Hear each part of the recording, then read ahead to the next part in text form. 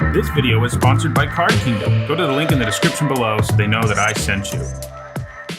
Hello everyone, I'm Nitsa and this is Limited Recall, a podcast that looks at Magic's limited formats. That's where the limited part comes in, as well as the game's history. That's where the recall part comes in. As usual, I'm joined by my co-host, Mike from Mythic Tales. How are you today, Mike? I'm doing a lot better. I'm finally recovering from my whirlwind trip out to Portland and then Seattle after that to go to Magic Fest Seattle, which was a ton of fun. I played lots and lots of limited. That's what you should do, right?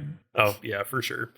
I've been like a grinder guy, not like going around traveling all over the place, but whenever I'd go to GPs or now Magic Fest, I would always do the main event, things like that. But this time, since I was out there with my buddy Pete, shout out Pete if he listens to the episode, we just did Battle Bond over and over again. It was so much fun, and turns out it's actually kind of a treat to be able to do that because while we were there, they actually sold out of Battle Bond, which was kind of crazy. Like, we were lucky enough that we got in 3 whole Battle Bond drafts before they ran out, though. Is it a limited release? So you may be even luckier if it is a limited release. I wasn't sure if it was. Yeah, it was, and you'd imagine they'd still have plenty of supply for Magic Fests and stuff, but apparently they don't run it at every Magic Fest. It's just Seattle, since it's kind of a bigger one, and it's near, Wizards HQ out there. Yeah, it was lots of fun. I really hadn't played Two-Headed Giant that much, so we actually started with Modern Horizons Sealed Two-Headed Giant. It went pretty well.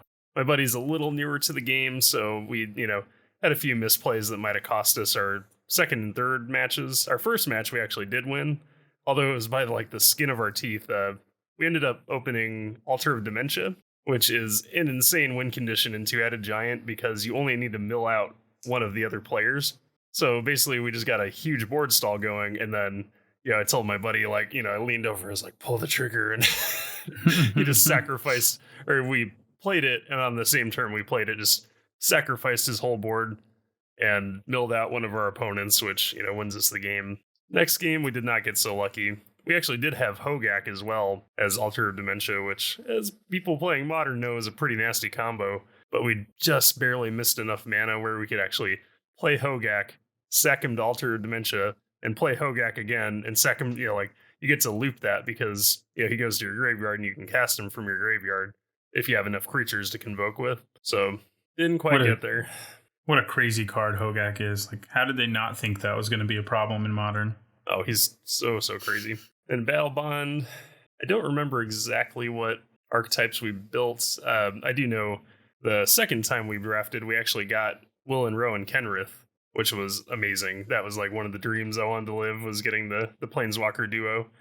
Actually, the first draft, we opened Mycosynth Lattice, so that was pretty sweet because it paid for our second draft, because right now that card's $70 thanks to the Karn the Great Creator. Yeah.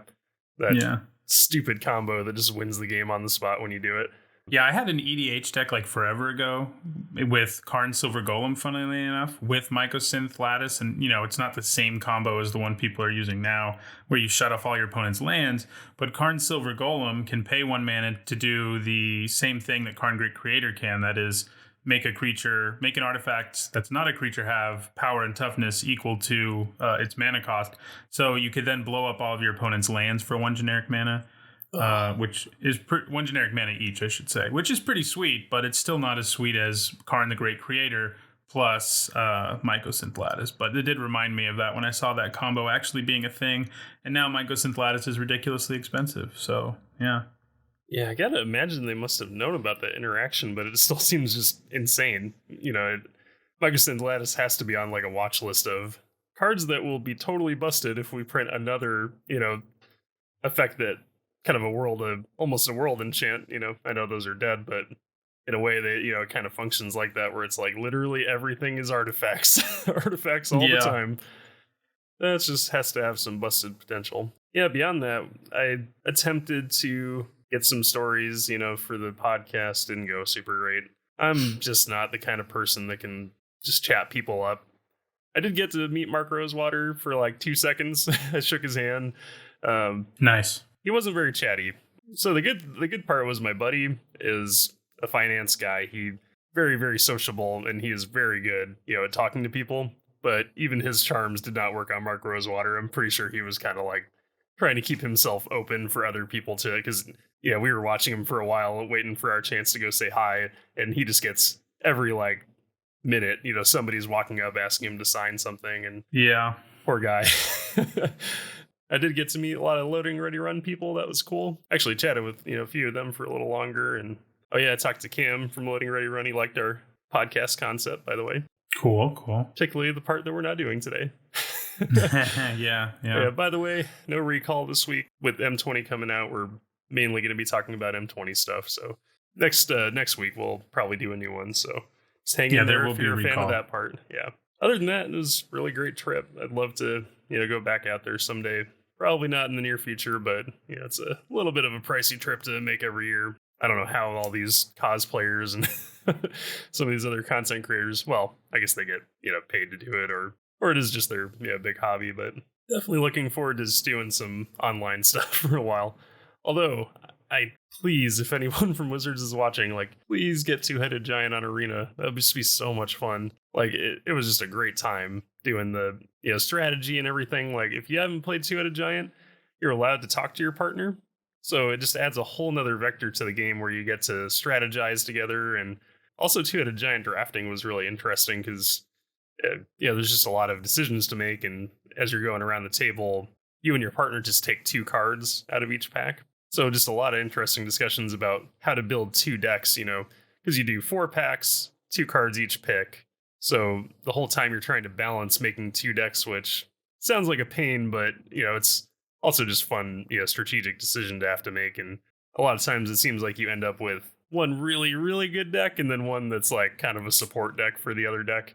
At least that was what worked for us eventually. So yeah, it would be cool to have it on Arena. It sounds like, I bet it would be a challenge because you'd have to have like a chat functionality, and I'm pretty sure there's like no way for multiplayer to happen on Arena the way it's currently constructed. But exactly, I'm talking like way down the line. Just at some point, we need some kind of support for that on Arena would be amazing. And also, if they ever do another draft innovation set for that's more like this, it would be so good to see it on Arena. But again, pipe dreams. You can only hope that at least even a couple of 2-3 years from now, something like that, we get some kind of multiplayer functionality, because it was a lot of fun. Yeah, that would be cool. Also, we did a ton of Winston drafting, but I was thinking we might have him on sometime just to talk about how that went, because I gotta say that was a lot of fun. It's definitely more of like a personal experience for that. I'm sure your mileage will vary a ton, and it's a lot of it's probably just going to depend on how good of friends you are with whoever you're doing Winston draft with. But we won about a box of booster packs across all of our wins at the Magic Fest, so we did like 6 separate Winston drafts right in a row, and then just battled the decks back and forth, and it was quite a bit of fun. Yeah, that does sound like a good idea for the future, to talk about some of the more exotic limited formats out there. Yep. Have you done anything fun lately? Have I done anything fun lately? Like Magic wise? Oh, yeah. Oh, yeah. Not really. I mean, not fun, but I mean, I've been doing my set review for Core Set 2020, so I haven't actually been playing Magic that much, just thinking about and evaluating Magic. So I haven't played in about a week and a half, but tomorrow, and probably after you see this on, if it's on YouTube or available, as the podcast, I'll probably have already done it. But tomorrow I am lucky enough that Wizards invited me to do the Core Set 2020 early release event. And so I get to play Core Set 2020 a day before most people, and I'll be streaming it, and there'll be YouTube videos from it after the fact as well. So I'm excited about that. Nice.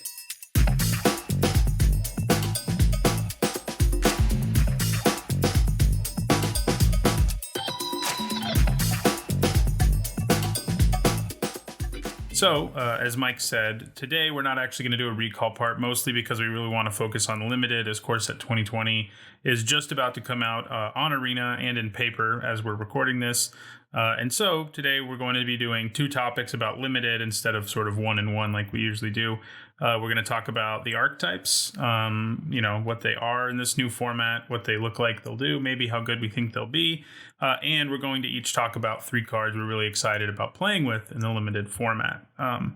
So that's the plan for today. And so let's jump into the archetypes. This set is a little bit different than most. We've seen these before, but not usually in a core set. But instead of there being sort of straight up color pairs that are sort of isolated on their own, there are 5 wedge groupings of 3 colors each that are all basically the Abzan, not the Abzan, but the Khans of Tarkir Khans. So there's a Jeskai, Temur, Abzan, Sultai, and Mardu, and each of those 3 color groupings sort of overlaps into one deck where you can play 3 colors. And this format does have a lot of fixing, so it is doable to play 3 colors. You can obviously also play 2 colors and just be sort of within that same wedge, but your archetype is still going to be very similar to what it would be if you're playing all 3. So there's only 5 archetypes really in this format instead of 10 or something.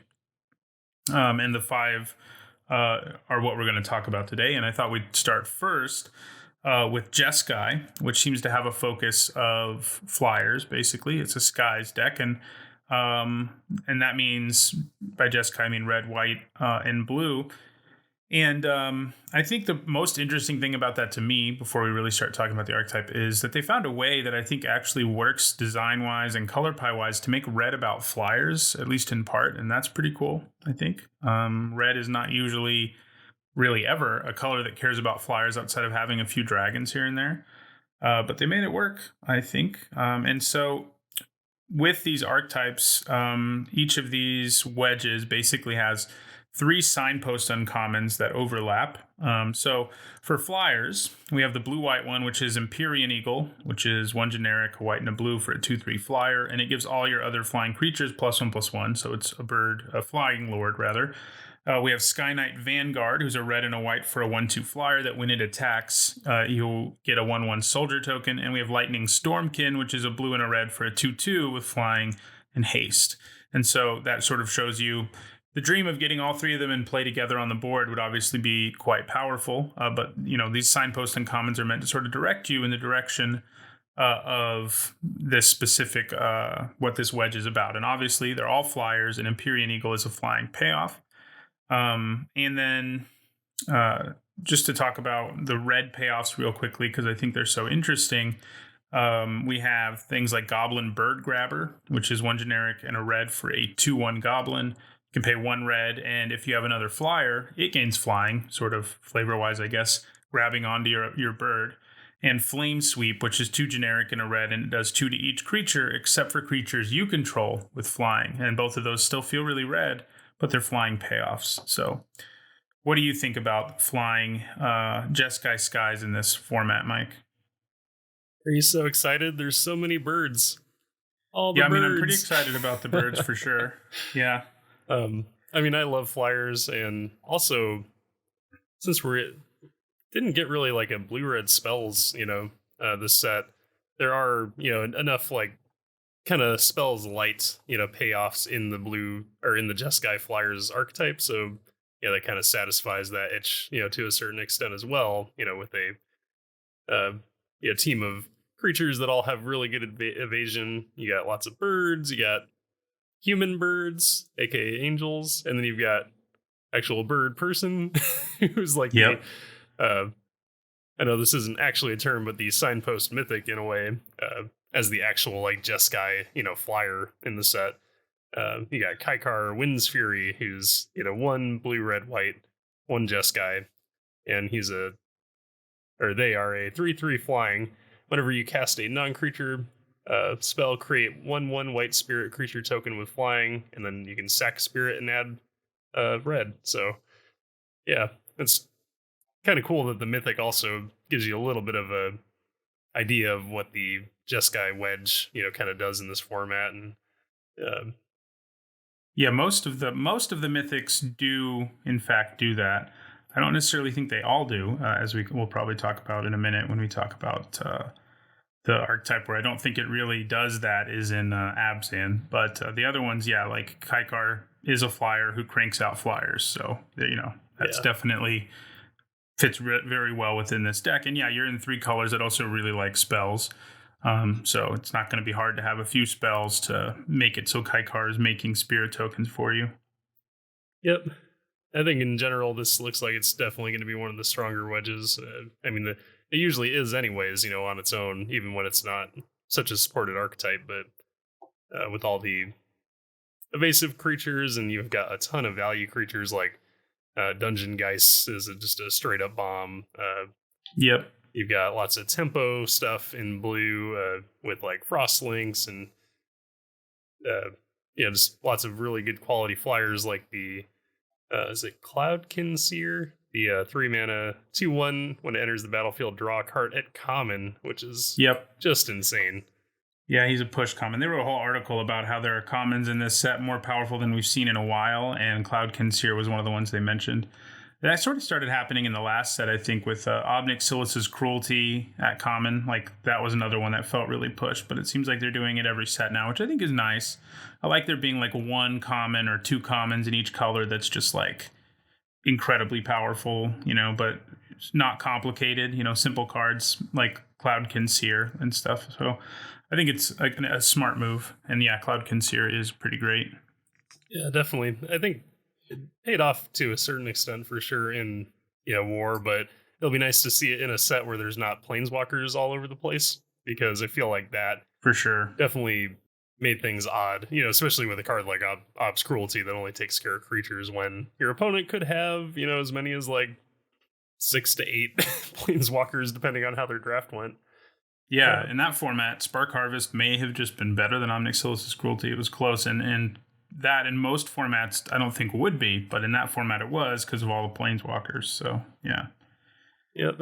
I think that's probably a good primer for Jeskai. Oh, we cannot go on without mentioning Winged Words as well.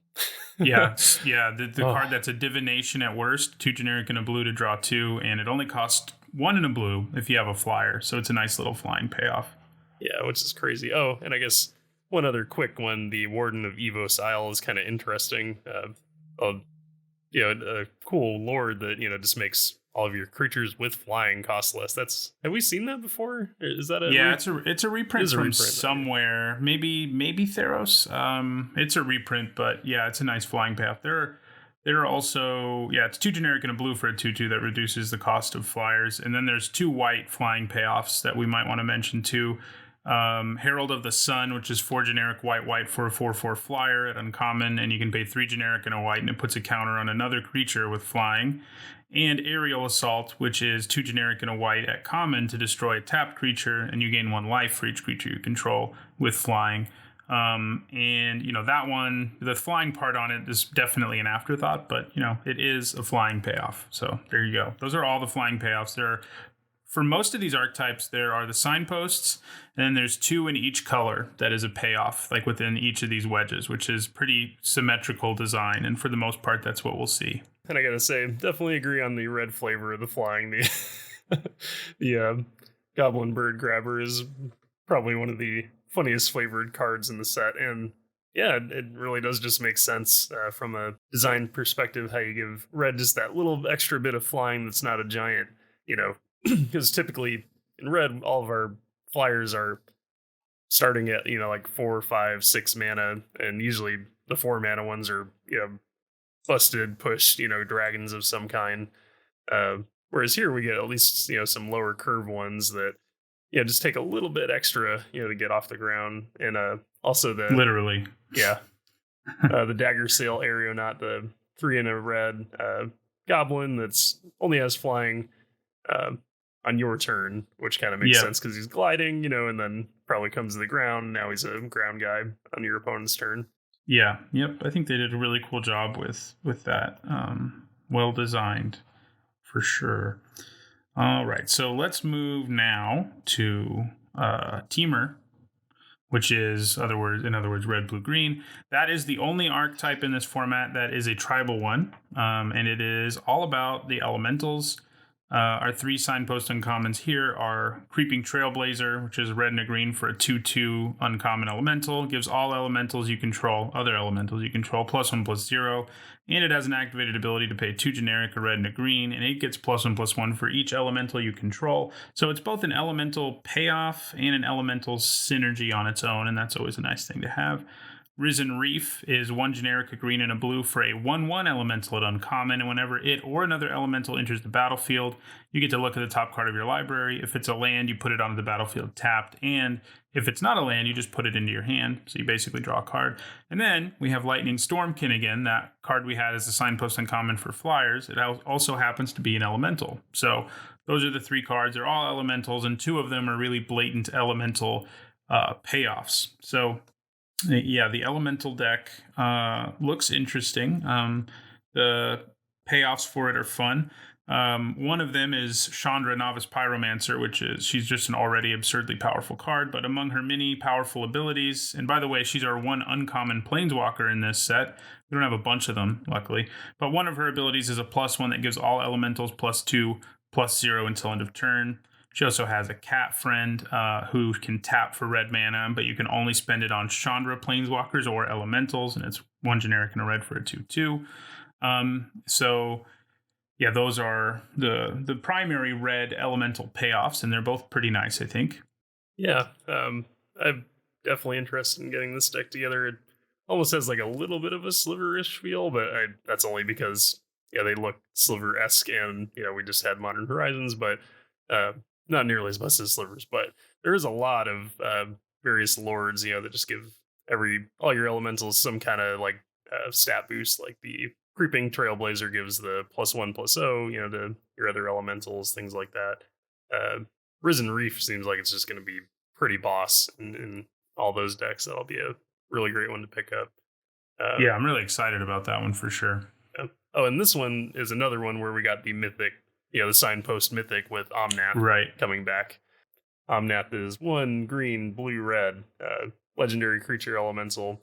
When Omnath, Locus of the Royal, enters the battlefield, it deals damage to any target equal to the number of elementals you control. Whenever a land enters the battlefield under your control, put a +1/+1 counter on target elemental you control. And if you control 8 or more lands, draw a card. It's just nuts. It's nuts even on its own is what's crazy. Like, you're going to end up with elementals no matter what, because a huge chunk of green, red, blue creatures are elementals. But even on his own, he's a 4-mana 3/3 that does 1 to anything. That part's not so great, but it's fine. And then the other part is, the landfall, put a counter on an elemental. You can put it on him. He's an elemental.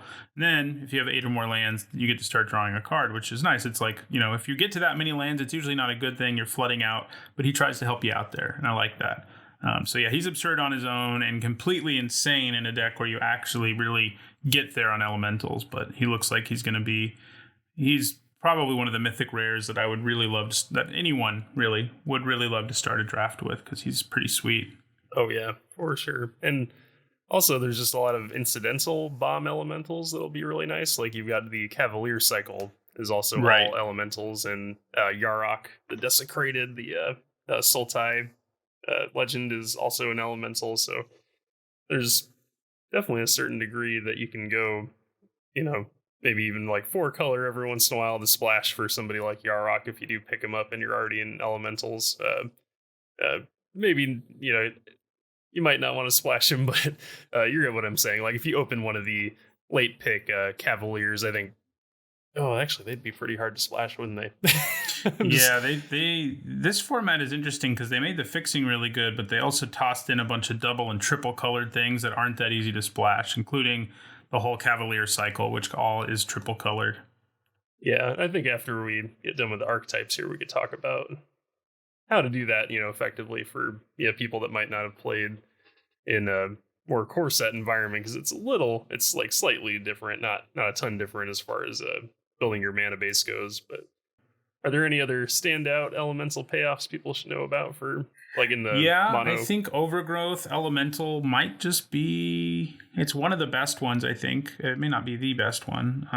Chandra Novice Pyromancer is honestly probably the best one, just because she also does other really powerful things that don't care about elementals. But Overgrowth Elemental's 2 and a green for a 3/2 uncommon elemental.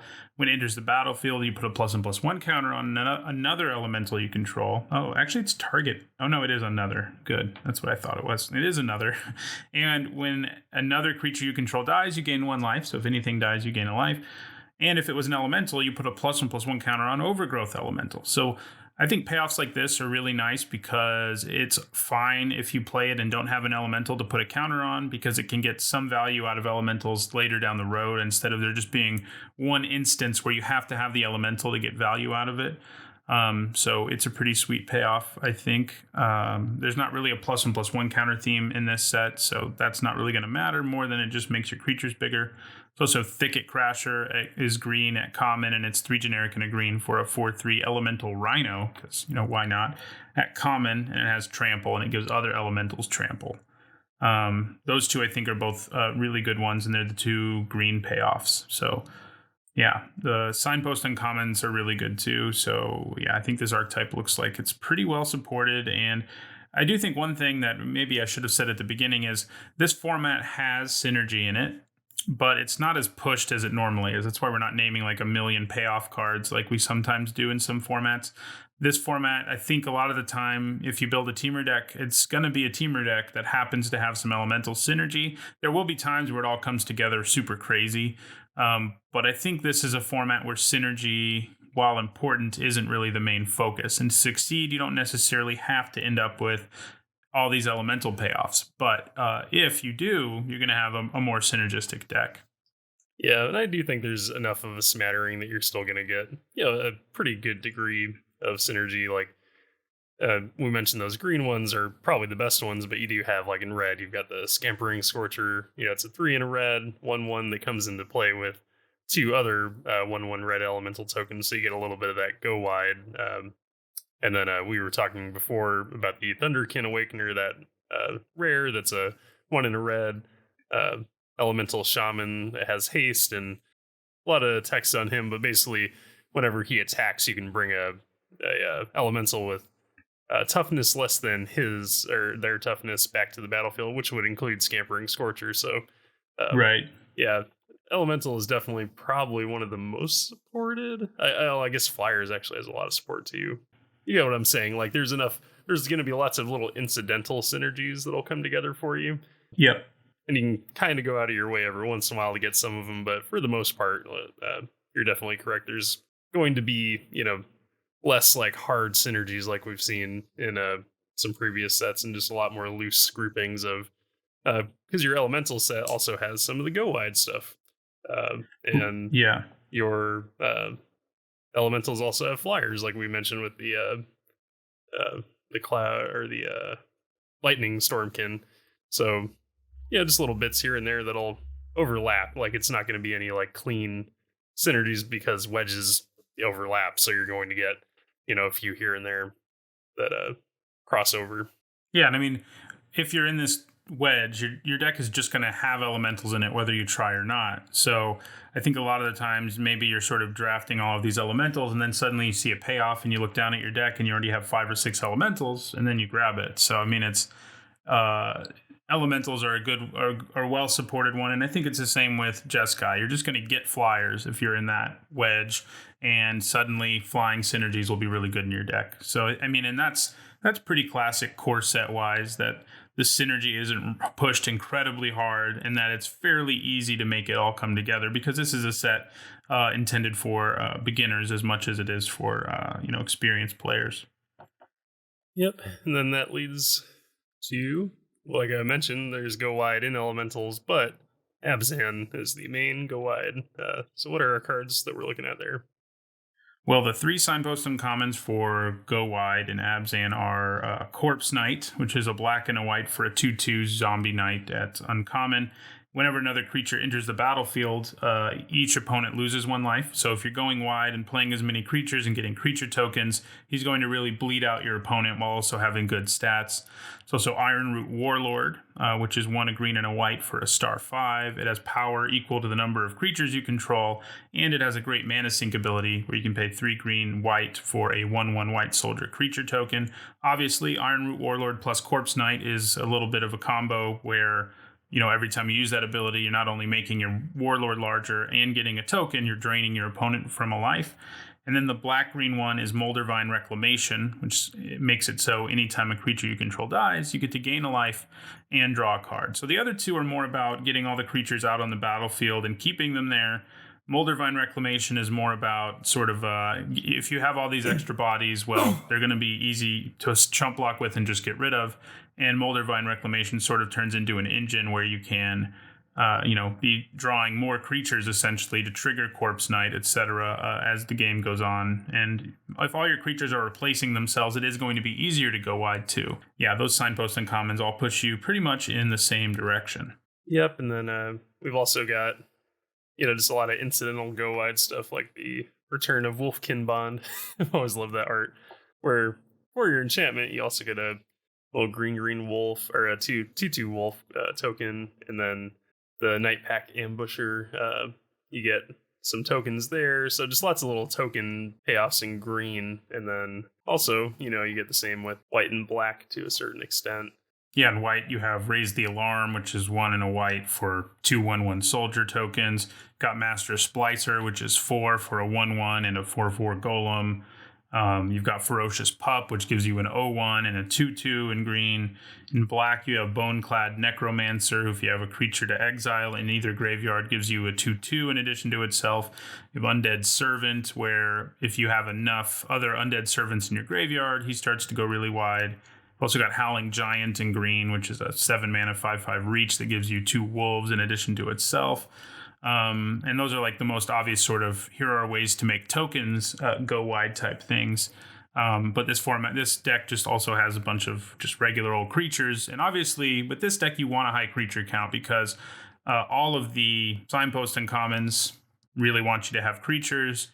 And so, yeah, as many creatures as you can get into your deck is going to be pretty ideal here.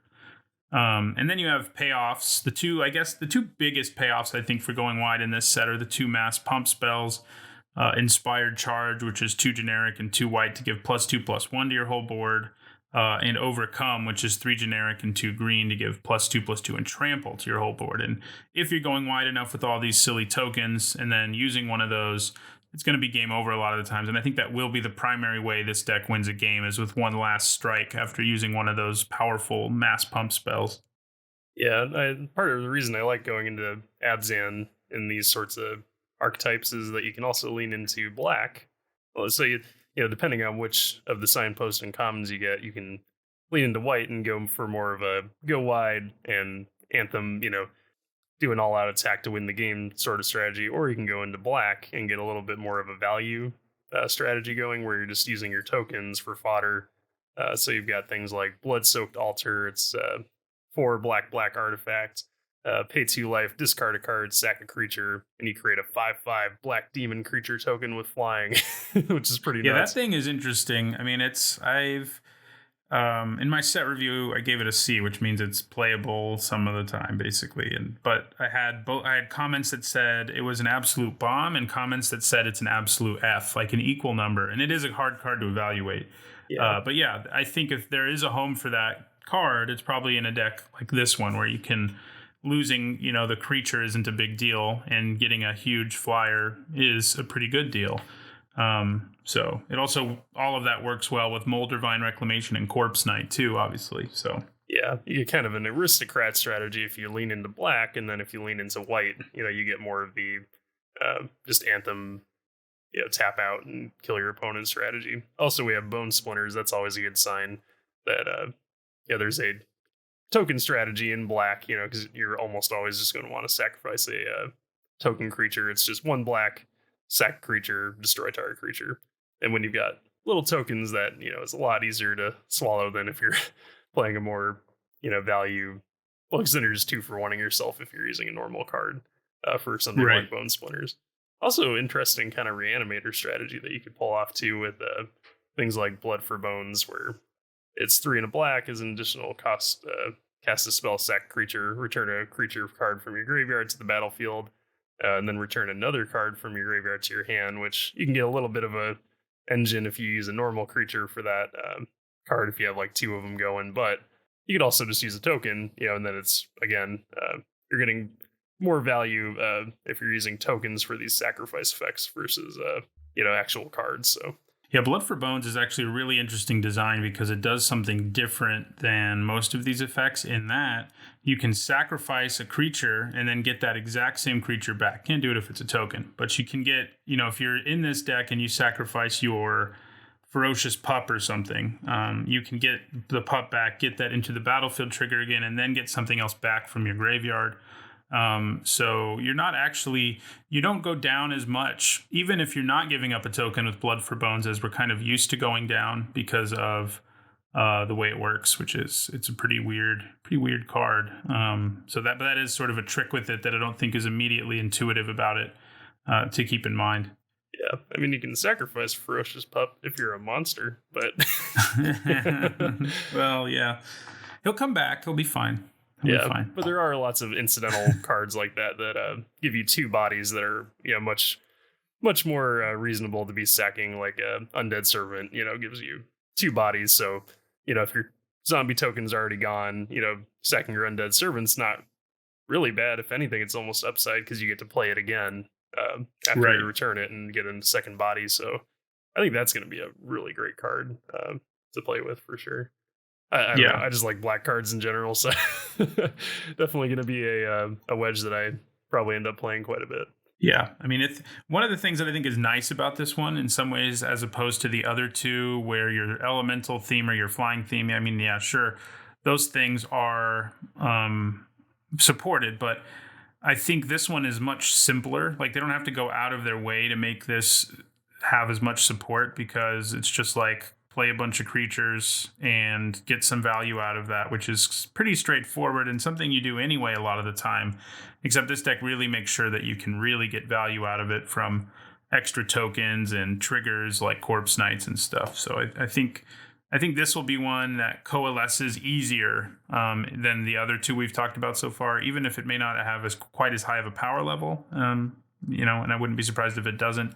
It is going to just happen and be synergistic more frequently than I think the others might be. Yeah, and you actually also do get a incidental synergy that they kind of built in if you do start going towards Abzan, where you get the life gain, the two-color life gain synergy, which is, white and black, has a lot of, actually has some of the same payoffs that we saw in M19, where you've got the Vengeful Bloodlord, I believe it's called. Epicure of Blood? Epicure of Blood, yeah. Which is 4 and a black. Whenever you gain life, each opponent loses life. And you've got the white-black knight that we mentioned before that does the ETB, ability with life gain. And then he doesn't actually gain you life. Oh, sorry, life he loss. Just drains life. He just sucks one life away, and I don't know where it goes. So not that one, but but you do have angels, that care, as well as the Bishop of Wings. I mean, obviously that's rare, so you're not going to see it as often, but Bishop of Wings is the white 1/4. Whenever Angel enters the battlefield under your control, you gain 4 life, and whenever one dies, you create a 1/1 spirit, which does help with the go wide strategy. Oh, sorry, the one I meant to say was the vampire. There's the uncommon Bloodthirsty Aerialist. Yes, so you do get incidental life gain payoffs. That one's a 1 black flying 2/3. Whenever you gain life, you get a 1/1 counter on the Aerialist, which is pretty great. So there's also Angel of Vitality, which is 2 generic and a white for a 2/2 flyer. And whenever you gain life, you gain 1 additional life. And if you have 25 or more life, it gets +2/+2. There are basically, at lower rarities, 2 uncommon payoffs and 1 common payoff for gaining life. And then at Mythic Rare, you also have a Johnny, Strength of the Pride, who makes a Johnny's Pride Made tokens, which like life gain, and he also has an ability that lets you gain life. So yeah, it's a sub-theme to be sure, but it does seem like sometimes that'll come together. And if it will come together in this wedge the most. Green also has several ways to gain life, even though there are no payoffs. So there may be an occasion where you pick up like 2 of each of these common and uncommon payoffs, and your deck's more about life gain than it is about going wide. So that is something to keep in mind. Yeah, it's just nice knowing that if you come up short, on like the green end, you might still be able to pull something together that's just more of a black-white life gain deck. But I think you definitely will want, a certain degree of green, because you do have cards like Pulse of Marasa, where you get the which is amazing value card. It's kind of cool seeing that one back. 2 and a green, return target creature or land card from graveyard to its hand to your owner's hand, and you gain 6 life, which is pretty nice. Yeah, they changed it from common to uncommon, showing you some concern about it at common and limited. Yeah. So I think it's pretty much a staple as one copy in any green deck when we saw it last time, and I guess they didn't want that to be the case again. Yeah. So, I mean, it still is if you can get it, but you're not always going to get it now because it's at uncommon. Yep. All right, so the next wedge we'll look at is Mardu. And so our first 3 wedges all are, a little more complicated of synergies, I would say, go wide, elementals, flying. The last 2 are basically just 2 of Magic's like classic archetypes. Mardu is aggro. That's what we're looking at here. It's a deck that just wants to play as many creatures as possible and kill people as quickly as possible. This will be the premier aggro deck in the format. It has the best curve outs and things like that. And the signpost and commons you have here are our friend Corpse Knight again, who, while it works in a go wide deck well, it also works in just a super aggressive deck to help you inflict as much damage as quickly as possible to your opponent. Sky Knight Vanguard, who we saw, also overlaps into the flying deck. It is also a really good card in this deck because it gives you a 1/2 that makes a 1/1 when it attacks. And then there's also Ogre Siegebreaker, who we haven't seen yet, who's 2 generic, a black, and a red for a 4/3. And you can pay 2 generic, a black, and a red to destroy a creature that was dealt damage this turn. These are all cards that are really meant to force through damage one way or another because your opponent's not going to be able to chump block very effectively. If you have Ogre Siegebreaker in play, Corpse Knight's going to bleed them out, and Sky Knight Vanguard has evasion and helps you go wide. So these guys all just really help you kill your opponent as quickly as possible. And because this is sort of a more straightforward deck, it isn't really one where there are payoffs like we would think of them so much. This deck really just wants to curve out, play a low curve. It probably wants to cap out around 4 most of the time. And so it isn't nearly, there aren't payoffs you need. You just want to make sure you've got a great curve and ways to kill your opponent quickly, basically. Yep, and we also see a classic that has caused me so much pain in the past returning with like Uncaged Fury, where you can just win out of nowhere.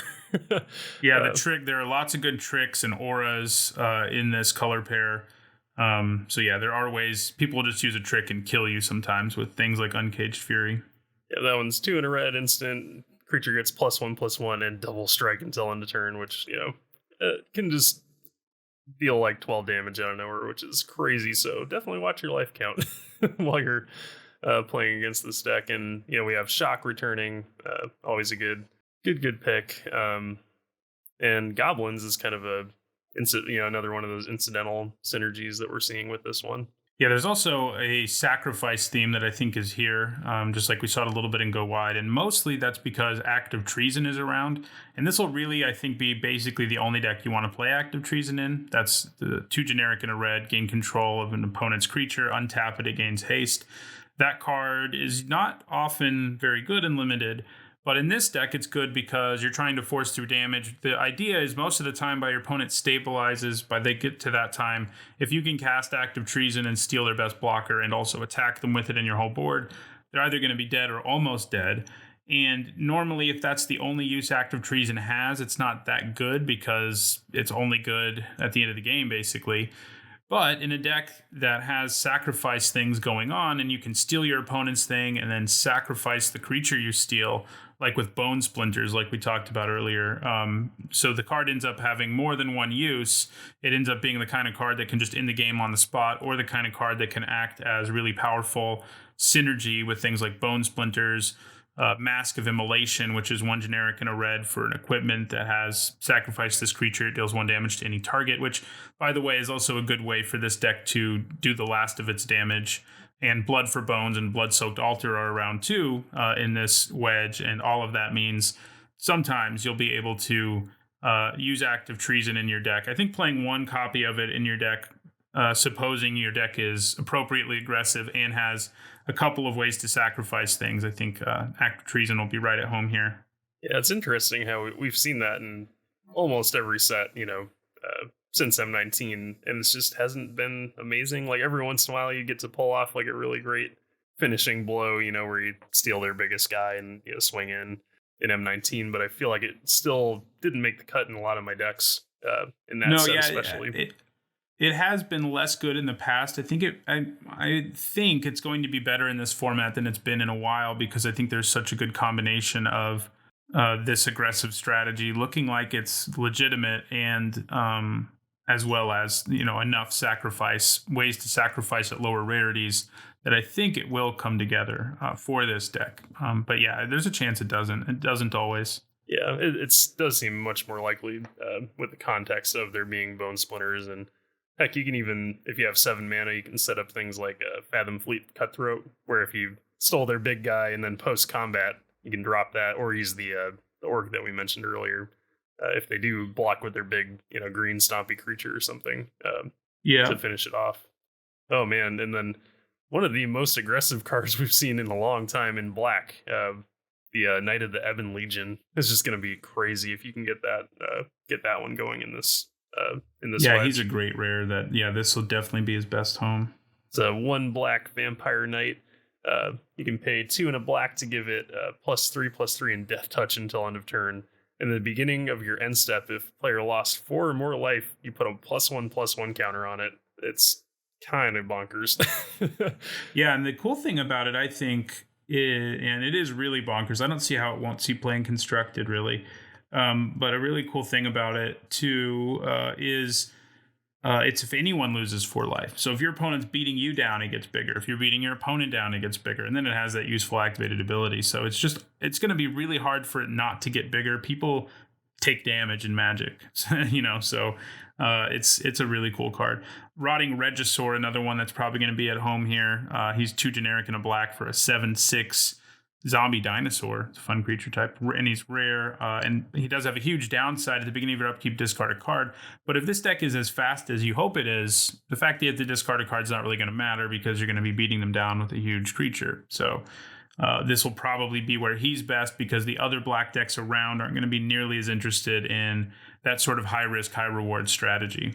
Yeah, and you do have ways to hedge against that too with like Soul Salvage, returning from Dominaria, return up to 2 target creature cards from your graveyard, and Gravedigger, always a welcome inclusion in the set.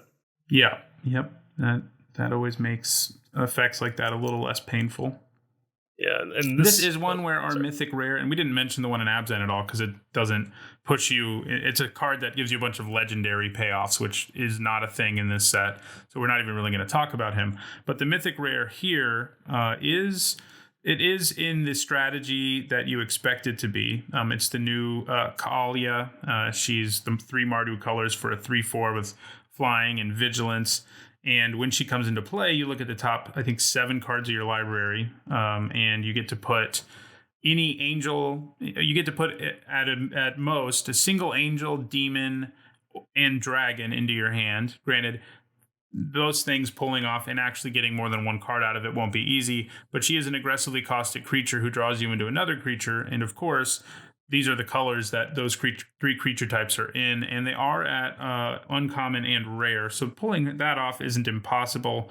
She doesn't quite push you directly into the thing as much as like Omnath does, but she obviously will work in this deck, and I think you'll end up with enough random angels, dragons, and demons that you'll probably draw 1 card with her frequently enough. Oh yeah, definitely. Then I guess, and she's an aggressive flyer. So it's just a 3/3. Flying Vigilance for 3, which is crazy. I mean, that's going to be hard to pull off on like turn 3, but even on 4 or 5, that's still an amazing play. So I guess we actually skipped over Sultai, didn't we? So in our notes, the last at least. one. Yeah, so the last one is Sultai. Yeah, so Sultai is sort of like I said, the aggro deck is just sort of, a classic archetype. Sultai has a little bit more going on, but it's mostly a control deck. But it also has an Enter the Battlefield ability sub-theme. Our signposts and comments here, 2 of them we've already seen before. Risen Reef, that elemental when it comes into play, lets you essentially either put a land into play from the top of your library or draw a card. And Moldervine Reclamation, that card that when creatures die, you gain 1 life and draw a card. And then one we haven't talked about yet is Tomebound Lich, which is 1 generic, a blue, and a black for a 1/3 Death Touch lifelink. When it enters the battlefield, you loot, which is draw a card, discard a card, and you do the same thing when it deals combat damage. So The three of these you can see aren't quite as clearly pointing you in a direction as the other, 4 wedges are. But Risen Reef has an Enter the Battlefield ability that is all about giving you value. Moldervine Reclamation is all about value. Tomebound Lich, all about value. All three of them going to be at their best in long games where you can get as much synergy out of them, as much value out of them as possible. I think the first thing to talk about is how you're going to abuse Enter the Battlefield abilities. There are plenty of them around. We've already mentioned a lot of them, like Frostlinks and Gravedigger and things like that. There are plenty of them around, but to really abuse those abilities, you've got things like Yarok's Wave Crasher, which is 3 generic and a blue for a 4/4 elemental. And when it enters the battlefield, you return another creature you control to its owner's hand. So you're going to get another trigger. We also talked about how Blood for Bones can be used to abuse and Enter the Battlefield ability as well, because you can get back the same creature you sacrifice. In black, we already mentioned Soul Salvage too. That's another one that works well here because it lets you return a creature, 2 creatures to your hand, and if they have Enter the Battlefield abilities, you're going to get to use them again. So there are several ways to get extra triggers out of creatures with Enter the Battlefield abilities. And all of that is really embodied maybe the best by the mythic rare here, which is, what's his name? Yarok the Desecrated.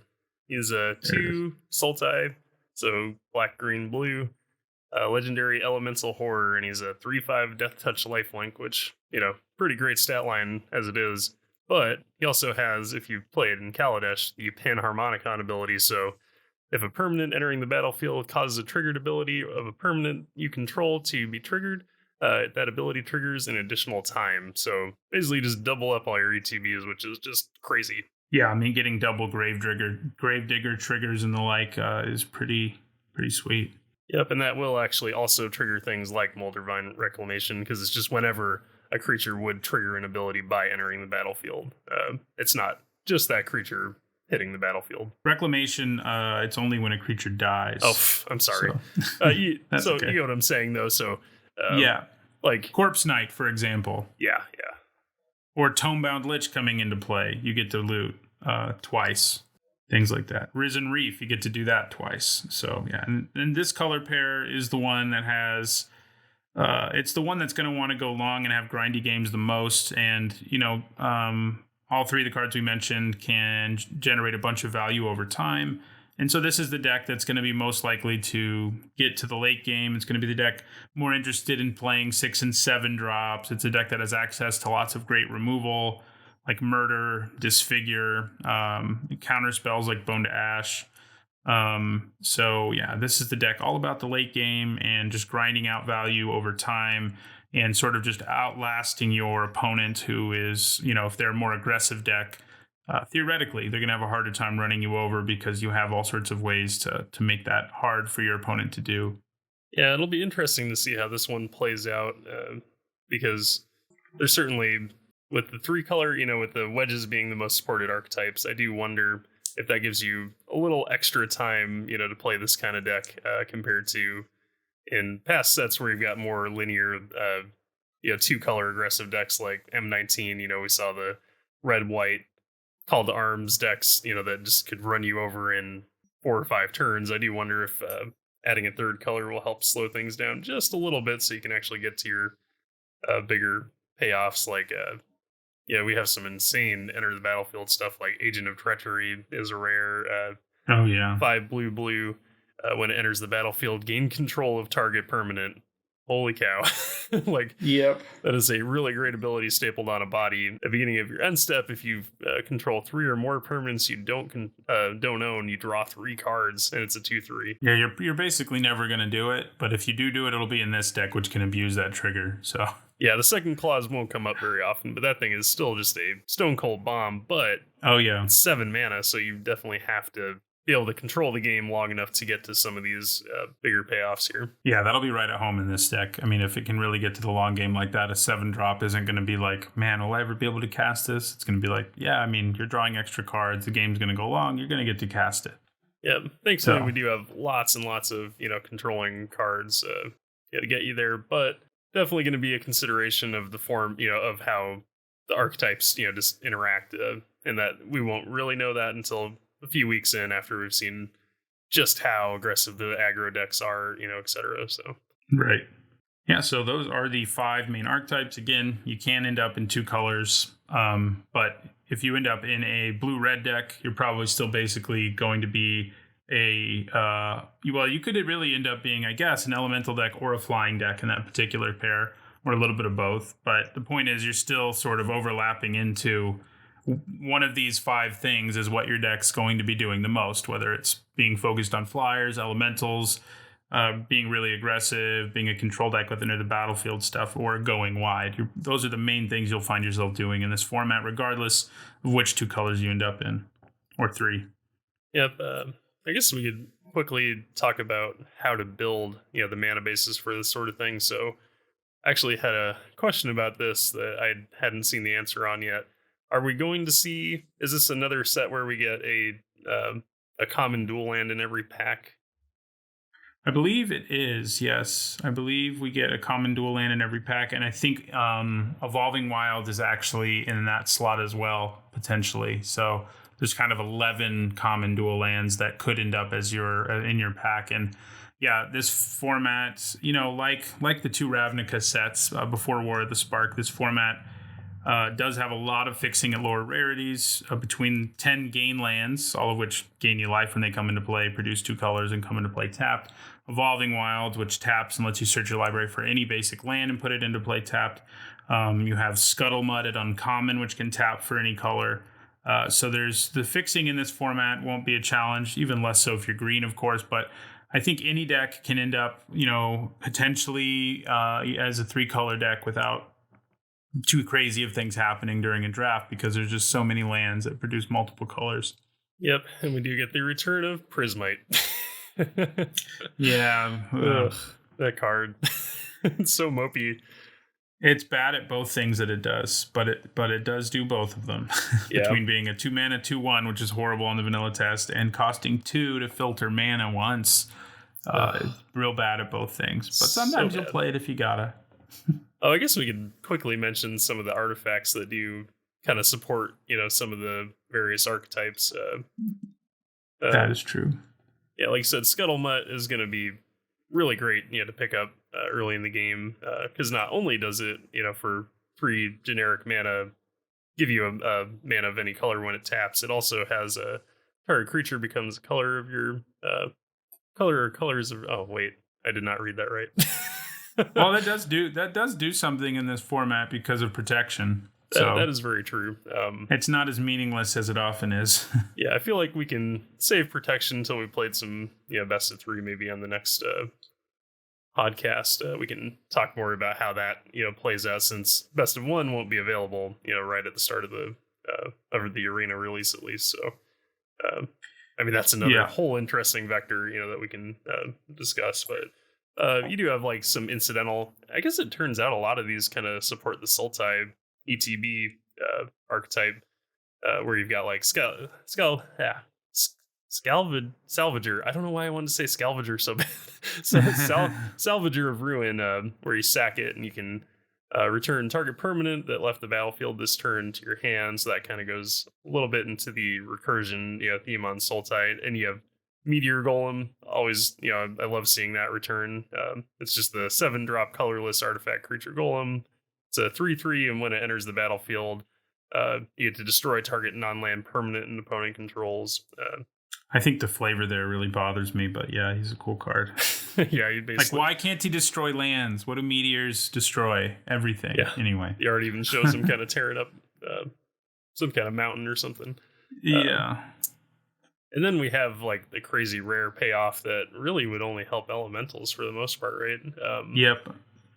It's a 3-drop Icon of Ancestry. As it enters the battlefield, choose a creature type. Creatures of the chosen type get +1/+1. Then you can pay 3 and tap it to look at your top 3 cards, and you can reveal a creature of the chosen type and put it into your hand. So yeah, it's going to be like, if you can get that in an elemental deck and play it consistently, I mean, not only is it an anthem, but it's like an incredible mana sink that will guarantee you draw extra cards off of it. So it'll be nuts in there. I don't see it really working in any other of the, there are some other minor creature type payoffs. Most of them are higher rarity. We've got some wolf synergy, some goblin synergy, but I still don't think you need to get so many cards of the same type to make a card like this playable and, much less busted that I don't think, I think elementals are it basically. Yeah, so occasionally you might be able to pick up on that. And then if you're really greedy and you want to have fun like me, you might pick up something like Golos, Tireless Pilgrim, who I think is, fine, playable in, pretty much any deck anyways. He's probably pretty good in a format if 3 colors are really what we usually want to be. Yeah, and you might incidentally be able to pick up enough of the common dual lands to make his second ability work. So he's a 5-drop artifact, legendary artifact creature scout. When Golos Tireless Pilgrim enters the battlefield, you may search your library for a land card, just any land card, which is pretty cool. Put that card onto the battlefield tapped, and then shuffle your library. So, he definitely enables his own second ability, which is 2 Wooburg, so white, blue, black, red, green. Exile the top 3 cards of your library, and you may play them this turn without paying their mana cost, which...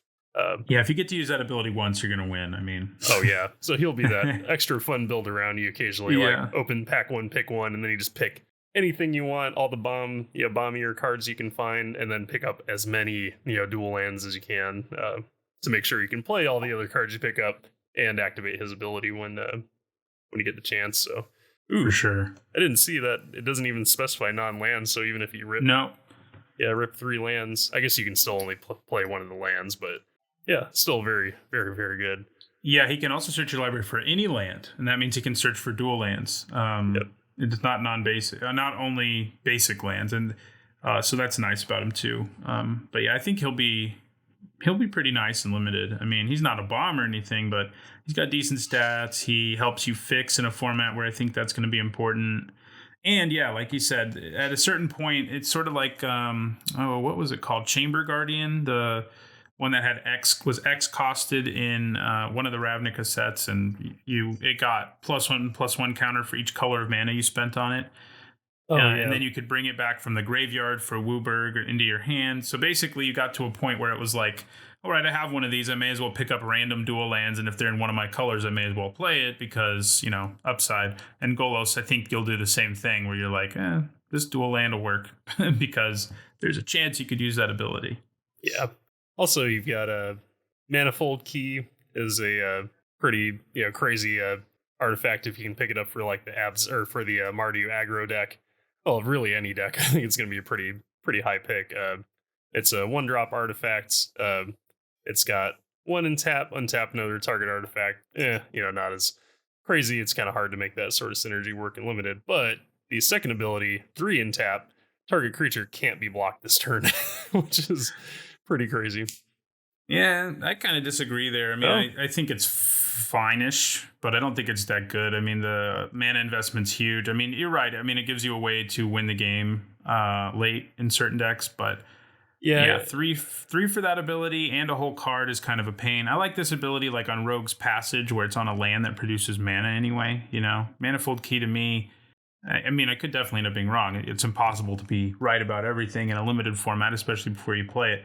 But my instinct about it is that it's a little too clunky to really work out all the time. Yeah, I guess it's more of like maybe a C-, and actually maybe it's even just better in a go big deck, some kind of green thing where you can swing your 7/7 in late, after the board's scummed up. But yeah, there aren't very many ways to take advantage of the untap artifact part. I mean, Icon of Ancestry if you have enough mana, Bag of Holding, there's a few, but not a ton. Yeah, Pattern Matcher is kind of an interesting one. It's a 4-drop artifact creature golem. When it enters the battlefield, you may search your library for a card with the same name as another creature you control. Reveal it, put it into your hand, shuffle your library. Yeah, he's cool. He's a cool design. Cool flavor text and art, too. Yeah, so he could support basically any of the archetypes that get value for having, multiple creatures that trigger various abilities. So, you might find a home in an elemental deck every once in a while. To make sure you're getting the elemental payoffs, or just even an aggro deck where you've picked up a lot of a very aggressive creature, and you just incidentally always want multiple of them, or Cloudkin Seer. That could be a really great. Yeah, it's a tricky card, I think, because I think you need a reasonable number of at least 2 ofs, or you can't play it because if he's not drawing you, I mean, you can play him, I guess, but I think he needs to draw you a card like at least half the time to be doing his job as a 4 mana 3/3. But I think, yeah, he'll work in any deck, but you need to have probably like 3 different creatures that you have 2 of, because if you're just playing him as a 4 mana 3/3, that's not so good. I really wish they'd let him target himself so that if he got 2 copies, he always does something, but he doesn't. So, Oh yeah, that would be kind of nice. But yeah, none of this is to say any of these are broken or anything. Just that there are some supporting artifacts, and I do like seeing that you can occasionally slot these in, and they'll be at least playable, because we've definitely seen quite a few unplayable versions of these kind of things in the past. I like seeing at least there's a decent amount of synergy going on. And then we just have a lot of really unplayable stuff, but yeah, we'll there's see. some bad artifacts. Well, and there's just a lot of constructed stuff that they're jamming in this set, like Grafdigger's Mystic Cage. Forge. Oh yeah, well, yeah. Yeah, I mean that one may occasionally actually work out for you out of the sideboard, obviously, in best 3, but you're definitely not ever going to pick it very highly, because it really only shuts down one deck, like the Sultai, kind of recursive. And it doesn't even shut it down, because it doesn't take away. It's the kind of graveyard hate card that is so narrow that it doesn't really hate on the graveyard well enough for limited, because you can still cast cards that you can still get something back with Gravedigger. It doesn't stop you. It just stops things from coming into the battlefield from the graveyard. So what do we have? Like 1 reanimation spell in this set. So it's hard to imagine it ever being useful. But it could happen, I guess. But oh, right. Yeah. For some reason I thought it was more like Silent Gravestone, where they couldn't even be targeted either. No, yeah, it's so super narrow that it's like completely terrible and limited. Yeah. And then we also have all the ley lines. A few of the ley lines are definitely more playable than the others. Like the ley line of Abundance could potentially still make the cut in your deck. It's I don't think so, honestly. Like I said, occasionally. I'm not saying all the time. We can disagree there. Yeah. I think every once in a while you might jam it as like a 20. I just think you 24th have card. to be able to take advantage of the mana dork part, and there's only 1 mana dork in this set, so it's like, yeah, you're right. I'm just stretching. I'm saying they're mostly unplayable, but they're. I think the blue one's probably the best one in terms of actually being playable, giving flash to everything, but I still don't love it, honestly. Yeah, paying 4 mana for these do nothing enchantments is real painful. The red one is probably a sideboard card, but yeah, probably the most painful part is if you're drafting in paper, you're probably still going to want to take them because they're probably going to at least pay for your draft, for the most part, unless the price is totally tank. But I know like Leyline of the Void was like $20-something, at least before this reprinting. It's going to drop a lot, but the good news about it too, not only the amount of money it's worth, is it's a better sideboard card against graveyard decks than Grafdigger's Cage. Oh, that's right. That's really true. Okay. So, you'll probably almost never sight it in still, but you will occasionally. Well, that's our main archetypes for the most part. So what cards are you excited to play in this format? Well, some of the ones we've already talked about. Risen Reef is one I'm really excited about. I just really love like value build-arounds, which Risen Reef is. The fact that it has horrible stats is a bit of a problem, but a 3 mana 1/1 that is going to net you a card one way or another, and then all your other elementals also net you cards. It's really fun to me. Being able to build around that, like making an elemental deck with like 3 of those is probably my dream. That would be really, really fun. Oh yeah, that's going to be pretty great. Yeah. Also looking forward to Season of Growth, one we haven't actually talked about. It's 1 and a green for an uncommon enchantment. Whenever a creature enters the battlefield, you scry 1. So it's sort of an into the battlefield payoff. But then it has the interesting ability that says whenever you target a creature you control with a spell or ability, you get to draw a card. So normally I'm a huge downer when it comes to combat tricks and auras. But I think a card that turns that on its head, like Season of Growth, looks like a lot of fun, because the problem with those cards is you can easily get 2 for 1 if your opponent can interact somehow. Season of Growth takes away some of that anxiety, because you're going to net a card no matter what. The minute you target it, even if they killed in response, you're still netting a card. So that's good. And I think having a card build around that turns sort of a central idea and limited on its head is fun for a build around. And another one I'm excited about is Bloodthirsty Aerialist, who we did talk about the life gain build around. The thing I'm most looking forward to that, it may sound sort of mundane, but just playing one of those gain lands when you have one, like suddenly having a dual land put a counter on one of your creatures, seems pretty sweet to me. Oh yeah, we forgot to mention that that kind of sub archetype definitely gets a little boost of support when you've got all those life gain triggers stapled on the lands for sure. Yep. What cards are you excited about? I think Bag of Holding is just going to be a pretty incredible, just toolkit card that, I mean, that one fits in every deck, limited for sure. Just making sure that you can smooth out your draws, and it just seems like it'll be pretty fun to go off with that. Every once, I mean, you don't go off necessarily, but just the value, the value. So. Yeah, I mean, that's a card. That's one of those cards. Like, if the game goes long, you're just gonna win. Yeah, Bag of Holding. Yeah. So it's a 1-drop artifact. Obviously, a very nice homage to the sister game Dungeons and Dragons. Whenever you discard a card, exile that card from your graveyard, and then you pay 2, draw a card, and discard, so you get to loot. And then you pay 4, and you sack the Bag of Holding, and you return all cards exiled with Bag of Holding to their owner's hand. So, little quibble here with the flavor of the card. Technically, when a Bag of Holding gets destroyed, all the cards or all the items within go to exile. Actually get scattered into the void, like into the extra dimensional realm. The bag contains. So it's kind of an opposite effect here. When your bag gets destroyed, you get all the cards, but it does make it a way better card, though. Oh yeah, I still love the flavor of the card. Quibbles aside, it's a really fun way to represent a classic D&D item that pretty much every adventuring party should have. So that one's going to be a lot of fun. And then this one's kind of a 2-card combo, but oh man, if you can get Ironroot Warlord and Moldervine Reclamation out, I think. And then I also read the card wrong with Moldervine Reclamation, so not quite as excited. For some reason I thought it was Enters the Battlefield. But still pretty good, though. Oh, yeah. Because you can just chump block, and then you still get to gain a life and draw a card. I think Moldervine Reclamation in general is just going to be a really sweet card to have anytime in a deck, which is saying quite a bit for a 5-drop, enchantment. The thing about it, like, to go a little deeper on it, is like normally a 5-mana do nothing enchantment isn't good, but it doesn't actually do nothing. It may not add to your board in a really obvious way, but it's sudden, like, once you pass your turn and your opponent has to decide what to do, there aren't very many ways they can interact with you that don't net you a card and a life now. So it sort of changes the game on the spot, even if it doesn't like give you a creature or destroy something or something like that. Yeah, and I think I'm also thinking about it in terms of best of one, where, having played a crap ton of best of one now, people just don't bring in the enchantment hate, in their main decks for best of one, which, makes sense to a certain degree. They've tried to design more cards that are, playable in your main deck for that sort of incidental removal that you can just hold, keep in best of one, just in case they don't have an enchantment or something.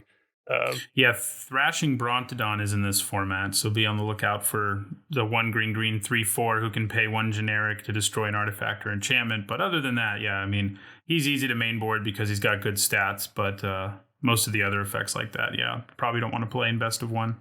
Yep, and even then it's an uncommon and only in one color, so I do feel like it's going to be a pretty sick, not necessarily a bomb per se, but I think it's going to be very, very good in best of one for sure. Where they're definitely a value engine that says, if you don't kill me soon, I win the game. So exactly. Then probably the final one is Atempsis. He's the Sphinx for this set, or she's the Sphinx for this set. They're the Sphinx for this set.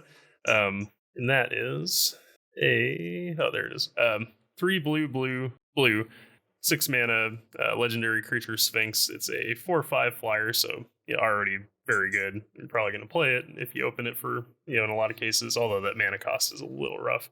Indeed. You pay 2 and a blue, and you get to super loot, I guess. You draw 2 cards and then discard a card.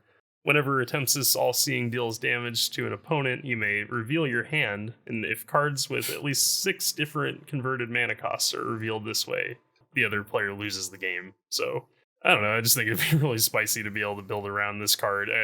Obviously, it's one that you're gonna probably want to first pick if you're going to commit to trying to win the game that way, which I don't think is a great idea. But, if you want to have fun like I do occasionally in Limited. I do think even without that clause, which probably won't usually come up, it is going to be first pickable over like all but premium removal, I think, just because it's a 6 mana 4/5 that draws you cards. Yeah, for sure. But if you can pull off, it is probably a little bit of a win more scenario because that means you have at least 6 cards in your hand, 5 of which have to be spells. But pulling it off would be a pretty exciting achievement unlocked moment. Yeah, and if you haven't played with this kind of card, lands do count, but they're 0, right? I think. Right. Okay, so yeah, you can have a land, a 1-drop, a 2-drop, 3-drop, 4-drop, 5-drop. Yep. I think there will be plenty of times where you can incidentally set up, that win con, but it's like you said, it's a bit win more, and the fact that you have to connect as well. Like, so if the board is stalled, it's not going to win you the game a lot of times because if you're not attacking with and winning with the Tempest already, you won't be able to connect to actually get the effect to trigger. So, but it'll be really fun, and then. Honorable mention, I think Flood of Tears is going to be pretty awesome. Like I really like playing Control and Constructed, and I think this card might show up in Constructed.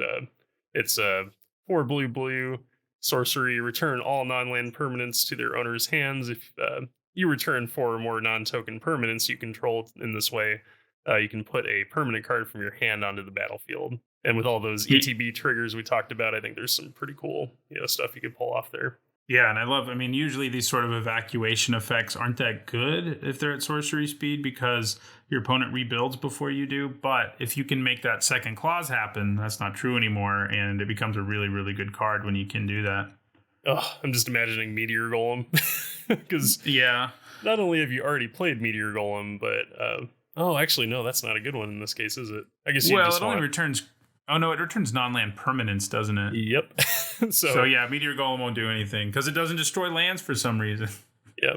So in this case, even Cloudkin Seer would still be pretty nice. I mean, because you still at least get to draw a card. Even like Ferocious Pup is pretty nice. Little less exciting things are still pretty good when you're getting to put them down again before your opponent does. Oh, sorry. One more honorable mention. Where's he at? Embodiment of Agonies, I think, is going to be pretty fun to build around as well. It's a 1 black demon. It's got flying and death touch. Embodiment of Agonies enters the battlefield with a +1/+1 counter on it for each different mana cost among non-land cards in your graveyard. And they give an example, like 2 colorless and a black versus 1 colorless and 2 black are different mana costs. So seems like such a weird card to me to be in a core set. It's like so complicated. I feel like it was supposed to be. There are several cards in this set that I'm like, that probably should have been in Modern Horizons, and then they changed their mind. Yeah. And this feels like a black Tarmogoyf, basically. Yeah, that one is like a pretty stone cold bomb. If you can just give it a little bit of build around. But even if it's a 2/2 flying death touch for 3, that's still really good. So yeah, I mean, even if it were always a 3 mana 1/1 flying death touch, it would be playable. If it's anything beyond that, 2/2 3/3, it's great. And anything beyond that, yeah, it's basically a bomb. So it takes a little bit of effort, but not an insane amount. The one thing that bothers me about it is it doesn't count lands. I guess that's probably for constructed purposes. They didn't want fetch lands to have the Tarmogoyf effect, I guess. But that's okay. Like being able to play Evolving Wilds and have that count would be pretty nice, though. Yeah, and then honorable mention, any of the monocolor payoffs that we saw in the set. It kind of includes like the Elemental Knights, although I mean they're going to be pretty playable in most decks, anyways, thanks to all the dual lands running around. But you have stuff like Dread Presence. Whenever a swamp enters the battlefield under your control, choose 1, you draw a card and lose 1 life. Or it deals 2 damage to any target and you gain 2 life. Yeah, he's bonkers. Yeah, so if the color is just wide open in a draft, which let's be honest isn't going to happen a whole lot because of the wedge archetypes, you might occasionally be able to string together just an insane monocolor deck with build arounds like Dread Presence. So like that. Yeah, and I think as long as you end up with like 7 swamps in your deck, it's probably worth playing. But yeah, if you can get down to 2 colors and potentially 1 color, if black's that open, yeah, Dread Presence becomes completely insane. So I guess we didn't see a lot of the Yeah, there wasn't really a full cycle of monocolored, was there? No, not as much as it looked like there would be early. Trying to think if there's. Oh, there's an elemental that is sort of a monocolored payoff because it has a ridiculous activated ability, but I can't remember what its name is. Oh, that's the green one, isn't it? The Yeah, it makes tokens, but it's like it green. makes lands into 5/5s, but it costs 5 green to do it. So it's like that. That's never going to happen. I mean, it will sometimes, but it's definitely going to be hard to make it happen. Let me see if I can find its name here. Waker Elemental. There it is. Yeah, it's 5 and a green for a 5/5, and then you can pay 5 green mana, all of it being colored green mana, to make a land into a 5/5, and it's like pretty mediocre or worse in a regular old deck in this format. But if you're mono green, it's probably one of the better cards in your deck. So there are weird swingy cards like that around in this set, where your deck's composition makes a huge difference on the quality of the card. I do think, honestly, you might, like, if you open Vivian, the new Vivian Planeswalker card, it's a 1 green, green, green for the mana cost. That might even be a reason to go somewhat, probably, if not 2 colors, then, even mono green might be pretty decent for to build around Vivian. Yeah, I mean, and I think 2-color decks will be reasonably common in this format, but I think it's going to be sort of a half and half. Like you'll play 3 colors half the time and 2 colors half the time. It'll just depend on how things happen in your draft, of course. But the fact of the matter is, there's lots of fixing. Wedges have been designed for 3-color support. Archetypes have been, rather, and so I think three colors will happen just as much, which isn't true in most formats. So yeah, I'm predicting this is going to be a pretty interesting set as far as a draft goes. Like, for a core set, it's actually kind of complicated in some ways, because I feel like if you know enough to know, that about the wedges, you can also just end up in a really bad position if you go too hard trying to make the 3 colors work and don't quite get enough. It's kind of similar to Ravnica, where players had to learn that every once in a while you just have to pick up a Guildgate, versus going for a mildly playable card that might get cut. And I think that's true in this format. I mean, I think you pick up Gain lands, Scry lands, which are the rare ones, and Evolving Wilds over anything that's like a C, like, an average shrug-worthy card, or lower. I think that's probably a good call here. Yeah, knowing when mid-draft to just switch to 2-color is going to be a really big skill test for a lot of people, I think, because, I think most people want to see, their synergies come together. And like we said, synergies are a little looser here, so if you're not careful and you overcommit, to trying to build a synergy, you might just end up with a almost unplayable deck, if not a, much weaker one than if you had just cut, one of your, like, your 3rd color, whichever one you only got like one okay payoff with, didn't get enough dual lands, to even splash it. And also the consideration that if you put in too many dual lands, your deck might be too slow, which is something we saw in Ravnica every once in a while. There's definitely some tension there, between knowing how many you should play. And I think the short answer is, if you played during especially Ravnica Allegiance, where Guildgates were extra good because there were very powerful Guildgate payoffs. We don't have that here. So they're not going to be as good as Guildgates. That much is clear. Yeah, that's going to be very tempting for a lot of people that did play during Ravnica and got so used to, like we said, they learned that, you had to pick up more Guildgates to make things work. And now it's going to be definitely a lot harder of a question to answer, just how many. I mean, I say that, but I do think a lot of times it'll be pretty obvious, like, oh, hey, that's a guild land that's in my colors. Awesome. Oh, yeah. It's whereas in Allegiance, every once in a while you're like, I don't really need that Rakdos Guildgate. I don't have a ton of black-red cards, but I've got a Archway Angel or Ram or something, and I need to give it that extra boost.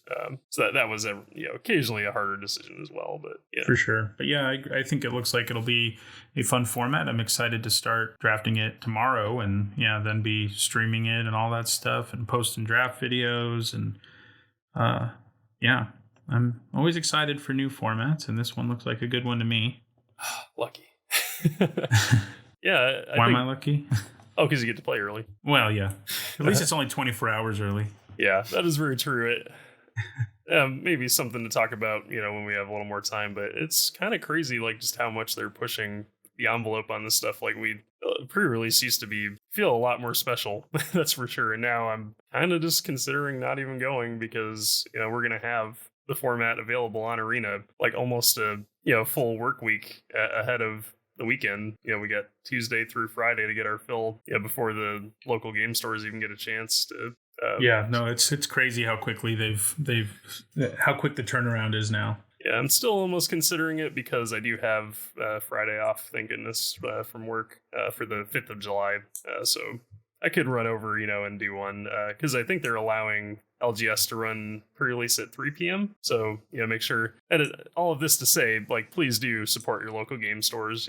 Obviously if you like paper Magic, they're the ones keeping the game alive in paper, so make sure you give them your patronage for sure. But yeah, if you do have that day off, since it is kind of a holiday weekend for a lot of people, I think you can go to an earlier one at 3:00, which would work out great for me because my wife actually doesn't have the day off. So, I get to, I could run over, do that, be home by PM or so, which that's kind of the reason I still don't want to go to the game store. Cause man, it's just takes so much longer.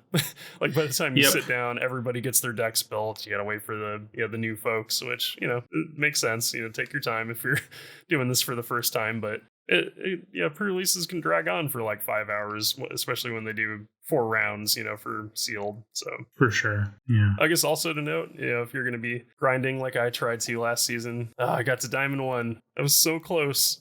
I was in spitting distance, and then it switched from War of the Spark to RNA, and I just could not get a grip on RNA in time to do the grind for, get that last tier, and I dropped to Diamond 4. It's so disheartening. Yep. I wanted to be able to say that Limited Recall had a Mythic player, but well, yeah, hopefully now that in the near future the newest set will always be ranked, hopefully that means it'll be a little easier for people to do it. I mean, because I have a hard time motivating myself to play old formats unless it's Dominaria, but none of the other formats are so good that I'm like, yeah, I'd rather play that than the most recent format that I haven't already drafted, 50 times. So I just wanted to mention that real quick because that is pretty big news, especially for folks like us. And in your case, especially with the streaming, you just always want to be playing the new set. So right. I was going to challenge you if you can make it to Mythic this season. That'd be pretty awesome. Not going to hold you to it. I know it's an obnoxiously long grind. Trust me. Yes, it is. I got very close, but it'd be pretty cool if one of us can make it. So and it would be. It makes it so much easier. So thank you very much, Wizards, for finally doing this because it was just getting old playing all these older sets. So yeah, I mean that along with Draft AI are like the biggest complaints by limited players, and they addressed that one. So that's good. All right. Well, I think that kind of wraps it up for the week. If you're interested in giving us some support, make sure and visit Nitsahone's Patreon page.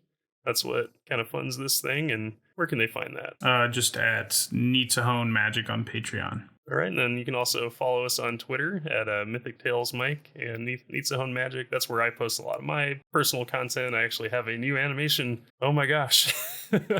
Finally sat down and animated Unlikely Aid by Victor Titov. That is just one of my favorites from War of the Spark, which is now, oh my gosh, 2 sets ago. So yeah, please, if you can show it some love. That was a passion project for sure, because that set is well beyond relevance, but I just love the art on that card. It was so metal. I was like, it just seemed like it'd be a lot of fun. It's a very cool animation. And I've also got that one on YouTube, and you can find my YouTube channel is, I think if you just search Mythic Tales, it should work. The URL is actually Radio Command. By the way, yeah, if you see any of my stuff, any of my profiles online, I do go by Radio Commander on Twitch as well as on Magic Arena. So if you run across me on there, that's what my name is. And then of course, Nitsahone's incredible YouTube channel where you can find lots of awesome top 10s and draft videos. And that one is just Nitsahone Magic if you search for it. Yep, that is true. So that does it for this episode of Limited Recall. We'll be back next week where we'll take a more in-depth look at Core Set 2020. We'll have drafted it a bunch by then, hopefully. And next week we'll also have a recall portion. I think we're going to look at sort of the development and the reaction to Magic Online, since right now we have Magic Arena as a relatively new medium, and some people are freaking out about it. And people did the same when Magic Online came out way back in 2001. So I think that's what we'll look at next time. So thanks again for watching the video or listening to the podcast, and we'll see you next time.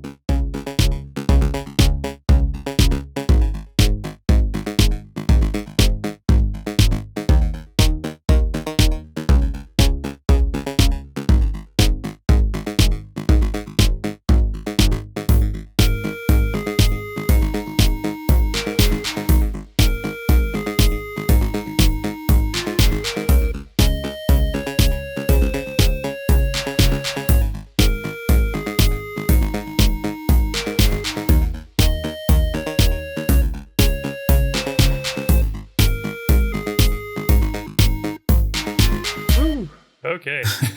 Oh, sorry. I just like looked at the time on the timeline. I was like, did we really go for an hour and a half? Yeah, Yep. and we certainly did. Holy cow. Ugh.